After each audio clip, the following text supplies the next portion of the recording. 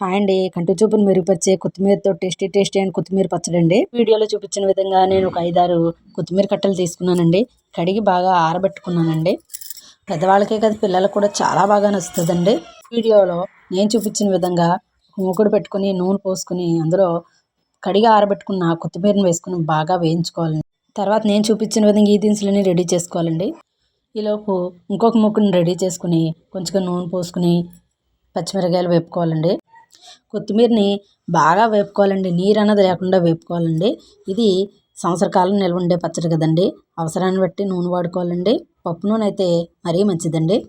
ఈ వీడియోలో నేను చూపించిన విధంగా పోపులన్నింటినీ కూడా ఇందులో వేసుకుని పక్కన పెట్టుకోవాలి. కొత్తిమీర వేగిన తర్వాత చల్లారిన తర్వాత దాన్ని మిక్సీ పట్టుకోవాలండి. వేరొక మూకుడులో కొంచెం నూనె పోసుకుని అందులో ముందుగా సిద్ధం చేసి పెట్టుకున్న బెల్లాన్ని వేసుకుని బాగా కరగనివ్వాలి. ఈ పచ్చడి స్వీట్గానే ఉంటుంది కాబట్టి పిల్లలకి బ్రెడ్లో పెట్టచ్చండి. చాలా అంటే చాలా టేస్టీగా ఉంటుంది. పిల్లలకి చిన్నప్పటి నుంచి ఈ రకమైన ఫుడ్ అలవాటు చేయడం వల్ల కంటికి సంబంధించిన సమస్యలు రాకుండా కంటి చూపు మెరుగుపడుతుందండి.